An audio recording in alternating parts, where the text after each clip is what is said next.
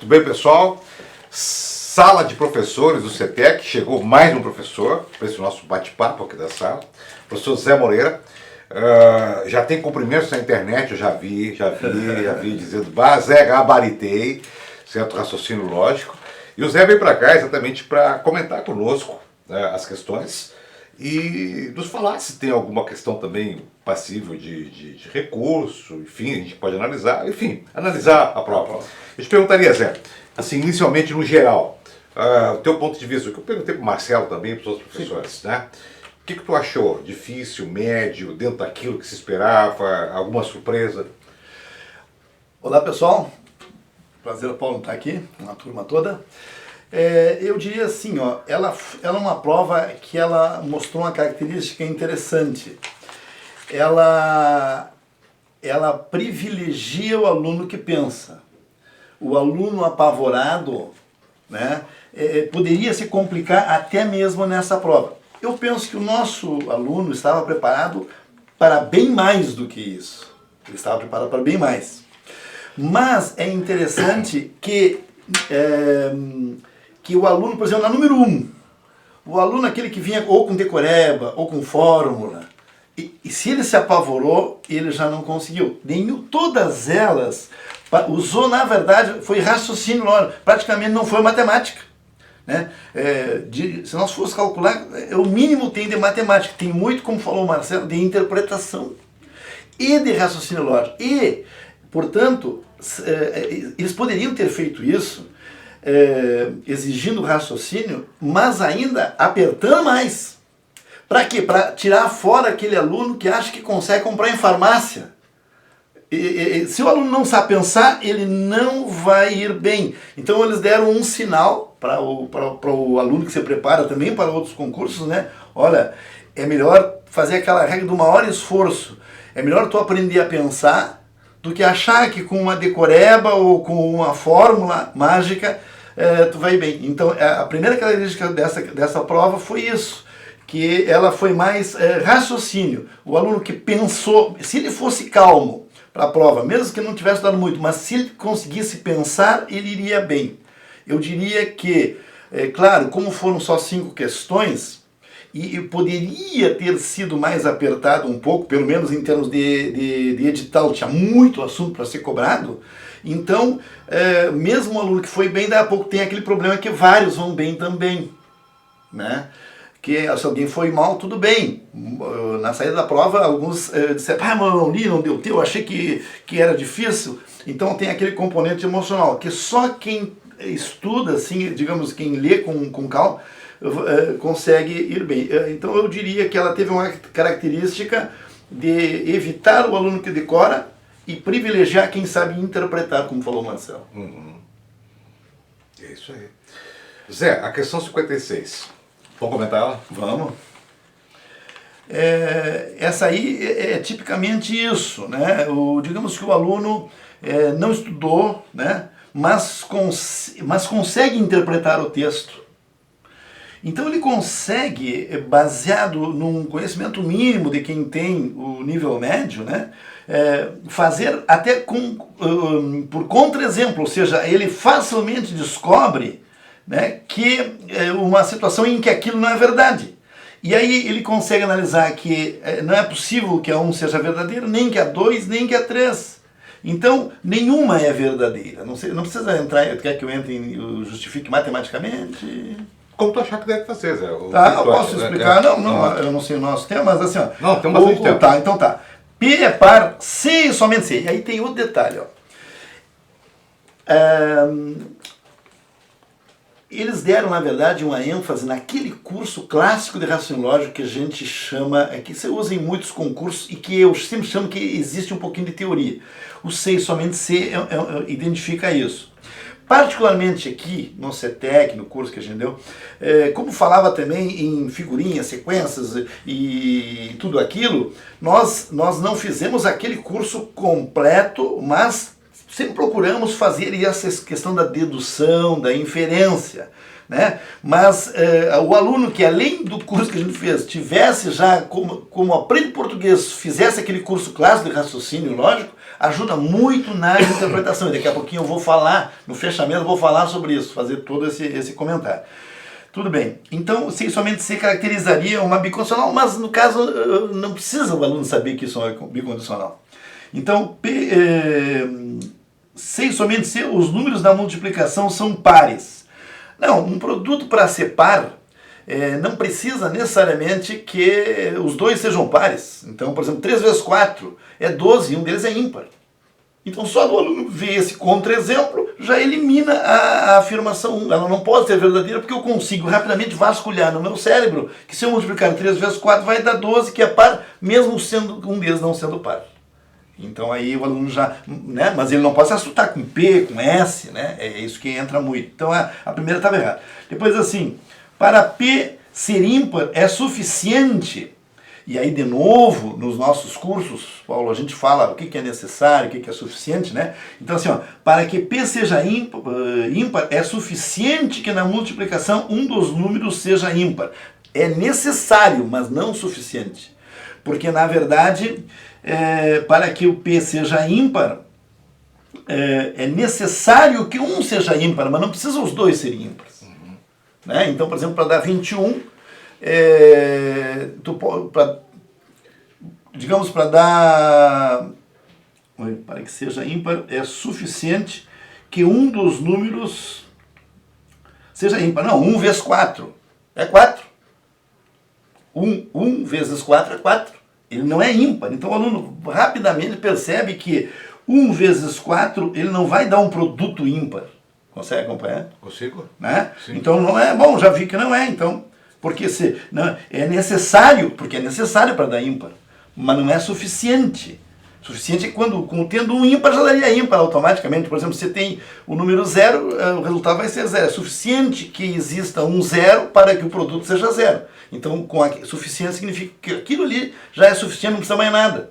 Né? Mas é necessário que seja ímpar, mas não é suficiente que um seja ímpar, no caso. Né? Porque se um é ímpar, para que P seja ímpar, é suficiente que na multiplicação dos números, para que P seja ímpar, é suficiente que na multiplicação um dos números seja ímpar. Não, não é suficiente. 1 vezes 4 é par. Tá? Eu li de novo porque às vezes a gente... Depois, a número 3, S é par se somente se os dois números da adição.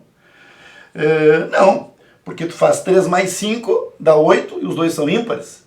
Então também estava errado, todas as alternativas estavam erradas. Tu conseguiu acompanhar? Ou... Não, tranquilamente. Tá. Tranquilamente. Puxa, é ler... E conseguiu pensar e fazer o cálculozinho só assim. Sim, fazer porque basta que um caso é tipo a negação, né? Sim. Qual é a negação de todos os brasileiros jogam futebol? Né? Se alguém chega e diz assim, essa frase é falsa. Para que essa frase seja falsa, basta que pelo menos um brasileiro não jogue. Então, tu conseguindo um contra-exemplo de que aquilo não é verdade, que ela passa a ser falsa. Então, é um dos princípios que a gente também trabalha naquele nosso famoso curso de raciocínio lógico, que eu considero quase como um pilar obrigatório para qualquer aluno de concurso. Faça o curso de raciocínio lógico, porque ali você aprende a pensar muito. É muito interessante. Essa questão da inferência, aquilo que o Marcelo estava falando, que aquilo estava verdade, mas em relação só ao primeiro parágrafo, depois era verdade, em relação... É exatamente isso que nós treinamos no curso de raciocínio lógico. Sim. Não é desde figurinha, o curso de raciocínio lógico. Eu tive, na minha faculdade de Direito, no início eu tive essa matéria. Falava assim, Pedro é brasileiro, é isso aí, né? Sim, é assim. Logo todo, não sei logo, o que. Condicional. Esse racional que fala. Exato, e isso ajuda porque hoje em dia com a interdisciplinaridade, então eu, por exemplo, não abro mão de que o aluno, e como tu falaste, lá dentro o cara ele é um funcionário que ele tem que ser capaz, ele tem que ser capaz na matemática, no português. E aí eu estava anotando, Paulo, que o seguinte, o Marcelo falou, a prova teve muita leitura, interpretação e reescrita. E aí eu estava me lembrando que também mas isso eu trabalhei no nosso curso esse aqui. Por exemplo, na aula lá de percentagem, que caiu percentagem, mas um caso, a gente estava preparado para mais, né? Então tem um caso que eu dizia assim, considere o texto, o salário de João é 60% superior ao salário de Pedro.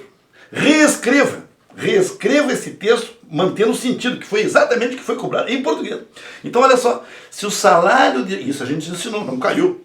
Se o salário de João é 60% superior ao salário de Pedro, é porque o salário de Pedro, ou seja, trocando o sujeito, é 37,5% menor que o de João. Então o professor de português precisa saber matemática. Ou seja, é aquela famosa interdisciplinaridade. E no caso eu estou colocando aqui como elemento de união o raciocínio lógico. Então eu recomendo sempre, por onde eu começo, eu vou me preparar extensivamente. Português, eu sou de matemática. Primeiro tu começa português. Depois vem para a matemática, mas não deixa de fazer o raciocínio lógico. Porque ele está unindo as coisas, né? Então essa é a coisa. Pois, número 2, né? Então, 57. 57, Zé. Aí também foi uma questão bastante comum hoje em dia, assim, o pessoal ensina essa e a gente preparou essa e estaria acima dessa. São acréscimos sucessivos, né? E também, de novo por exclusão, o que a gente deu em aula? Que quando são acréscimos sucessivos, nunca é o que parece. Por exemplo, se um produto em janeiro custa X, em fevereiro aumenta 30% e em março aumenta 40%, como é de forma sucessiva, não vai ser 70%. Né? Só podemos somar ou subtrair percentagens, dizemos nós no nosso curso, quando elas se referirem à mesma base de cálculo, o mesmo referencial. Então o aluno só de ver que 100, na letra A, 100 mais 10, eles colocaram 110, sendo que são sucessivos, só de dar 110 já sabia o nosso aluno que estava errado. Então, por exclusão, eu posso depois dar toda a aula matemática, né? Mas ele tem condições de excluir logicamente, através de uma pequena dica, claro, tem que dominar a matéria. Sempre considerando que isso aqui é um alerta. Se você não dominar, não adianta decorar. Aqui o cara que decorou poderia matar. Mas eu prefiro que ele esteja sempre preparado para mais, não para menos, né? E por essa razão, olha, aí agora vamos fazer matematicamente raciocínio lógico. A número 1, como 1 mais 10 mais 100, parece que é 110, mas não é por causa da palavra sucessivos. Né? A mesma coisa ocorre vamos ver onde é que está aqui, no item 4, que diz assim, reduções de 50 e 30 equivalem a 80, ó. Então eu já vejo que está errado. No momento que essas duas estão erradas, né? Quais são verdadeiras? Apenas a 1, bom, apenas a 1 já vi que estava errada, né? E depois, aí eu não preciso nem ler as outras, consigo matar todas as que falam em 1, A, B, C já está errado. A que fala em 4 eu mato a letra E, e sem nem ler o item 2 e 3 sobra apenas a letra B.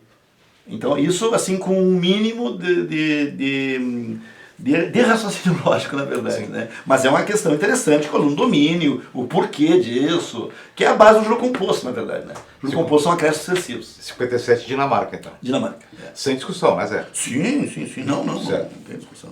58, Zé. 58 também, eu escutando ali, me sentei no murinho da PUC ali, estavam os alunos, essa aqui eu ia demorar muito tempo, e tal, eu me sentei com eles para ver a prova ali, e daí a pouco eles me conheciam pela voz, terminavam sendo que eram nossos alunos, mas eu conheci pela voz. Aí também é um raciocínio bastante simples, mas é como disse, aquele ingrediente de tensão do aluno é decisivo nessa hora, né? Claro. Então por isso que às vezes a preparação emocional, né? Então diz o seguinte, ó, em cada uma das 6 faces de um cubo foi escrito um número natural distinto 1 a 9. O cubo tem 6 faces, mas está dizendo que foi escrito 1. Vão usar de 1 a 9, vão usar 6. Eu não sei então, portanto, quais são, mas desses 9 algarismos significativos, 6 foram usados, foram pintados lá, né? De maneira que a adição dos números escritos em face oposta fosse 9. Bom, então, também por exclusão de alternativas. Vamos pegar, por exemplo, a letra A, né? Se tivesse, por acaso, isso eu ensinei no curso que seria a contradição, né? Partindo de um pressuposto até prova em contrário. Se existisse uma face pintada com 1, obrigatoriamente tem que ter o companheiro dele, o 8, na face oposta para poder dar 9. Corro os olhos, não acho o companheiro do 1. Então não pode ser resposta à letra A, porque eu preciso que se houver o 1, só tem um número que combinado com ele vai dar 9. O 8. Consegue... Tá bom, porque aí tu já vai testando o que o nosso aluno lá tá imaginando, né? Então, por essa razão, a A e a B estão erradas. Ele não precisa nem olhar para nenhum número. Só olha o 1. Sim, mas o 1 tem que ter o 8. Claro. E não tem o 8 aqui, essa resposta é errada. E pela mesma razão, a D aí, ó, tendo 8, mas não tem o 1. Então, se falta o 1, isso aí é impossível ter pintado o 8 numa face, porque teria que na face oposta ter o 1. Né? Na verdade, eu posso adiantar aqui, esse tipo de raciocínio a gente deu no curso de revisão de questões, na verdade, e tinha também nas sequências propostas no livro normal do CETEC, sobrando a letra C. E por que a letra C está certa, né? Se não, né? Aí não teria nenhum. Porque tu pode ver que o 2, o companheiro dele é o 7. Então eles estão em fases opostas, vai somar 9. Depois o 3, o companheiro dele é o 6, que somando dá 9. E o 4, somando com 5, dá 9. Então é a única sequência de números possível de ser pintado. Poderia ser outras, mas nesse caso, das alternativas, a única que sobra é a letra C de Carlota, de CETEC. Legal, cara. 59, Zé. A 59 é aquilo que a gente dizia, né? Eu perdi o meu emprego por causa dos numerozinhos, né? E é aquilo que eu chamo, o edital chamou de raciocínio lógico, né? Mas que eu chamo de questões treino. É o tipo da questão que não adianta dar aula disso aqui, mas quanto mais tu fizer questões semelhantes, tu termina conseguindo matar. Então a gente no curso a gente não aprofundou muito, né? Mas o aluno com facilidade se perceberia, olha aqui, ó. Deixa eu só até ver uma coisa aqui para ver esse recurso.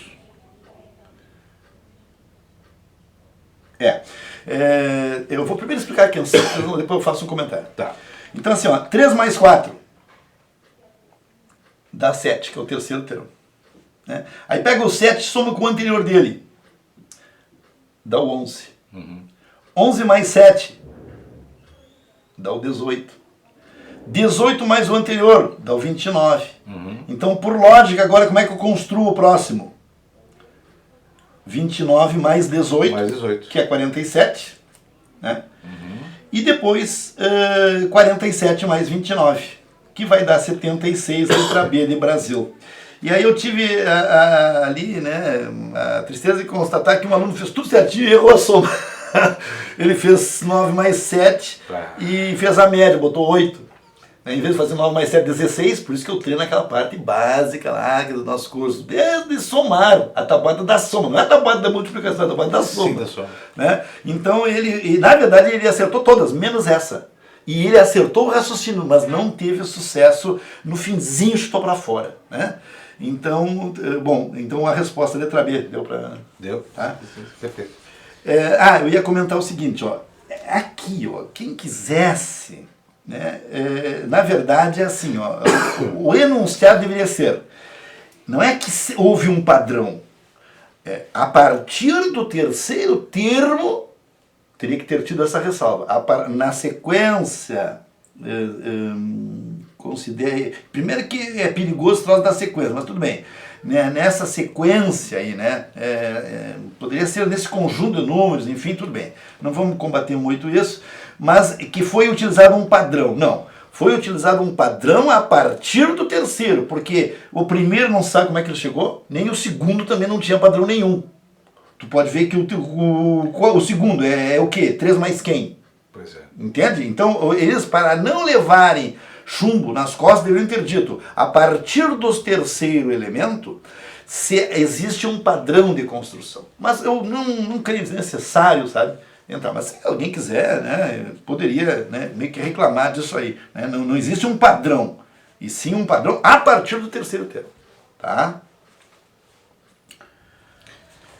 Legal. Tá. 60. A 60 é interessante, né? Raciocínio lógico, aquele que nós falamos. Aquele praticamente, né? Que a gente, de certa forma, não deu aqui. A não ser porque eu já, naturalmente, eu trabalho muito com o português, muito com a dedução, permanentemente, sabe? Mas, assim, oficialmente, foi aquela prova de raciocínio lógico quase que do INSS, vamos dizer assim. Tá? Então aqui também é texto, interpretação, né? Não há problema pelo seguinte, na terceira frase eles dizem que João é solidário, tá? João é solidário. Então aí no caso, depois a gente pode inclusive num quadro, né, disponibilizar para a turma, mas é o seguinte, todo funcionário público é solidário, então teria que se fazer tipo aqueles diagramas, né, onde tem dentro um funcionário público e está dentro do diagrama dos solidários, né? Então todo funcionário público é solidário. E depois diz também que todo funcionário público é pontual. Sim, pontual. Né? Mas isso não quer dizer que o conjunto dos solidários e do... Consegue fechar? Não sei se dá para fechar.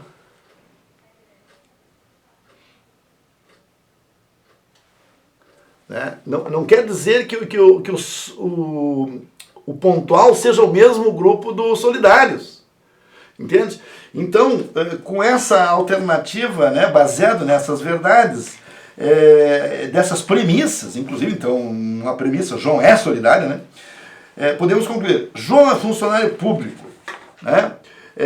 Olha, o fato de ele ser solidário não quer dizer que todo funcionário público é solidário, mas nem todo solidário é funcionário público. Claro. Tipo assim, para vocês entenderem, pessoal, todo gaúcho é brasileiro, mas não quer dizer que todo brasileiro seja gaúcho. Então aí dá para entender assim agora com os recursos que a gente tem aqui. E, portanto, assim, ó, João é funcionário público. Não, ele é solidário, mas nem todo solidário é funcionário público. Depois, assim, João é pontual, pela mesma razão. Todo funcionário público é pontual, mas nem todo pontual é funcionário público. Né? Não, ali no mais, nem é isso. O João é solidário apenas, né? Então, João é solidário, mas os solidários e os pontuais podem não ser o mesmo grupo. A não ser o funcionário público, que é ao mesmo tempo solidário e pontual. Mas se o cara, de repente, não é funcionário público, pode ser solidário, mas não pontual, ou ser pontual e não ser solidário. Né? Depois, assim, todos os solidários são pontuais. É justamente a hipótese que até poderia ser, mas nós não podemos afirmar que isso seja. Porque poderia ser o mesmo conjunto, mas nós não podemos tirar conclusões que não estejam no texto. Depois, todos os pontuais são solidários. A mesma razão, né? Nem podemos dizer que todos os solidários são pontuais, nem que todos os pontuais são solidários. E finalmente eles dizem assim, existe solidário. Quem? O João.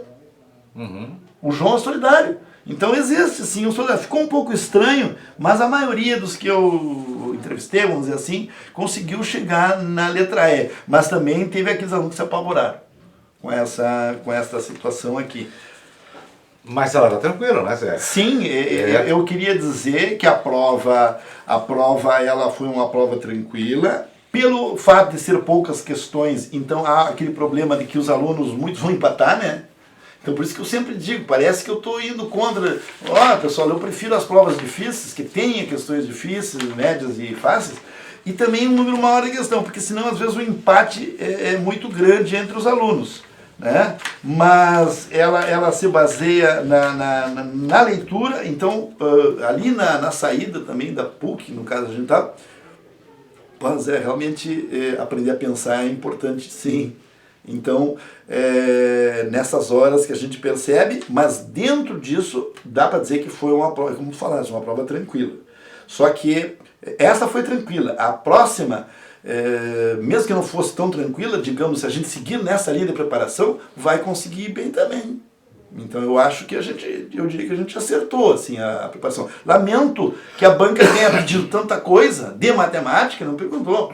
Né? Divisão proporcional, regra 3 simples, composta, não sei o que, equação de primeiro grau, sistemas, e daí a pouco não caiu nada disso, né? Então, de certa forma, Então chama só raciocínio lógico e não bota matemática, né? Pois é. Ou talvez esteja guardando para o secretário, né? Pois é, são as coisas. Mas em geral a regra para o concurseiro é seguir estudando, né? Mesmo que seja aprovado, sempre seguir estudando e não diga assim, não, eu só vou estudar isso, já tá bom. Não, essas coisas, que nem administrativo, constitucional, né? Então, na minha opinião, o aluno que se prepara em vários quesitos, antigamente o funcionário público tinha que saber da geografia. Tinha Aí o cara que já era prevenido já estudava geografia. Porque mesmo que não tivesse a prova, lá dentro ia ter que datilografar. Então eu uso esses parâmetros um pouco antiquados, né? Mas no sentido de dizer, tem coisas que tem que ser, a preparação é importante. E eu como o nosso método é muito do português, eu uso muito o português, né? Eu já tinha dito que eu me identifico muito com essa, eu como professor de matemática, mas o de português eu não sabia quem é, mas eu achei interessante a postura deles. Tudo bem, Zé. Bom, Zé, muito obrigado. Então, essa força que tu deu para todos os nossos alunos, certo? E é isso aí, pessoal. Até um próximo momento com mais comentários da nossa prova.